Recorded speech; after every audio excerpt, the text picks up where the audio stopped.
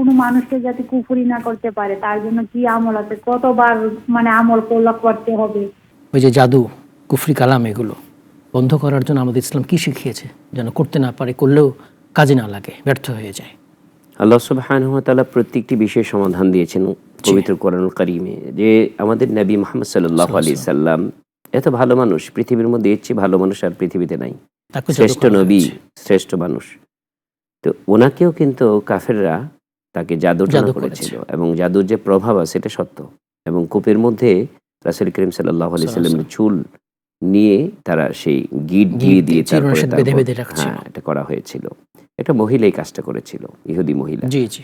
তো এই যন্ত্রণায় যখন তিনি অতিষ্ঠ, তখন আল্লাহ সুবহানাহু ওয়া তাআলার কাছে আশ্রয় চাইলেন। এবং আশ্রয় চাওয়ার যে আল্লাহর কাছে আশ্রয় চাওয়ার যে ভঙ্গি কি হবে, এটা স্বয়ং আল্লাহ তাআলা শিখিয়ে দিয়েছেন যে এইভাবে তুমি চাও, তাহলে তুমি এই প্রভাব থেকে মুক্ত হবে।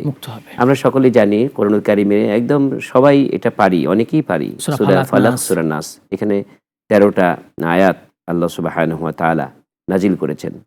সেখানে স্পষ্টই আল্লাহ নবী এইভাবে বলছেন, কুল আউযু বিরাব্বিল ফালাক মিন শাররি মা খালাক। এভাবে করে সূরা ফালাক শেষ করলেন। সূরা নাসের শুরুতে বললেন, কুল আউযু বিরাব্বিন নাস, আমি মানুষের রবের কাছে আশ্রয় চাই। মালিকিন নাস, মানুষের মালিকের কাছে আশ্রয় চাই। ইলাহিন নাস, আমি মানুষের ইলাহের কাছে আশ্রয় চাই।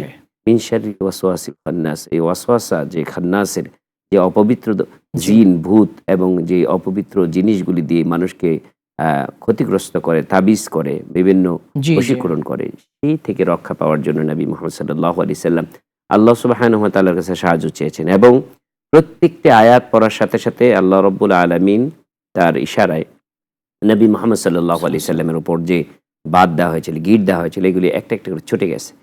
এটা একদম নিশ্চিত আমল যে এই কোরআন কারীম কিন্তু সেই 1400 বছর আগে নাজিল হওয়ার পরও আমাদের জন্য শিফা। অর্থাৎ আমরা যদি এটা আমল করি প্রতিদিন, আমরা রাতের বেলায় ঘুমানোর আগে আমরা যদি এই আমলটা করতে পারি, সূরা ইখলাস একবার পড়লাম, সূরা ফালাক একবার পড়লাম, সূরা নাস একবার পড়লাম বিসমিল্লাহ সহ, পড়ার পরে হাতের মধ্যে ফু দিয়ে মাথা থেকে পা পর্যন্ত আমি মুছে দিলাম, এটা নিজের আমল। এখন বাচ্চার জন্য, আপনি আমল করে বাচ্চার মাথা মুছে দেন। এটা যদি আপনি প্রতি রাতে করতে পারেন, সারা রাত আল্লাহ সুবহানাহু ওয়া তাআলা আপনার জিম্মাদারি নেবেন। এবং রাতের বেলায় ঘুমানোর আগে যদি আয়াতুল কুরসি আপনি পড়েন, আয়াতুল কুরসি আপনি পড়তে পারছেন না, আপনি রেকর্ড ছেড়ে দেন, আপনি মোবাইলে আয়াতুল কুরসি ছেড়ে দেন, মনে মনে আপনি আয়াতুল কুরসি ঠোঁট মিলান, পড়েন। আপনি যে কোনো লোক আয়াতুল কুরসি আপনি কিন্তু সাথে সাথে আপনি পড়তে পারবেন।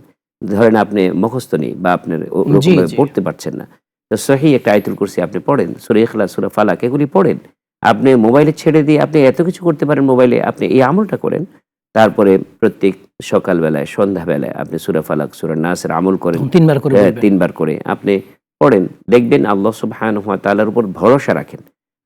আমি জাস্ট পড়লাম এবং সাথে সাথে রেজাল্ট চাচ্ছি এমনটি না। সাথে সাথে কোনো মেডিসিনও রেজাল্ট আপনাকে দেয় না। আপনার যত মেডিসিনই আমরা ইউজ করি, মেডিসিনেরও একটা একটা মেয়াদ আছে। অনেক সময় মেডিসিন কাজও করে না। এটা আসলে কেন কাজ করে না? এটা আল্লাহ সুবহানাহু ওয়া তাআলা, মেডিসিন এবং আপনার রোগ যদি সমান সমান বরাবর না হয়, তাহলে কিন্তু এটা কাজ করবে না। ওই জন্য ভালো ডাক্তারের কাছে যেতে হয়, ভালো ডাক্তার শরণাপন্ন হতে হয়। তো নবী মুহাম্মদ সাল্লাল্লাহু আলাইহি সাল্লাম পৃথিবীর শ্রেষ্ঠ ডাক্তার, এবং তিনি যেই রোগ নির্ণয় করে দিয়েছেন যে জাদুটনার জন্য, এটা হচ্ছে সবচেয়ে পারফেক্ট দোয়া। এই দোয়া আমরা পড়বো। অন্য কোনো কুফরি বা এই যে তাবিজ বা অন্য এরকম গ্রাম্য মহলায় অনেক ওজা দেখা যায়, অনেক জাদুটনা করে, এরকম কবিরাজ দেখা যায়, ওদের কাছে যাওয়া নিষেধ। এবং আপনি যদি জাদুটনা যারা করে তাদের কাছে গেলে ঈমান হারাবেন, আপনার ঈমান নষ্ট হবে।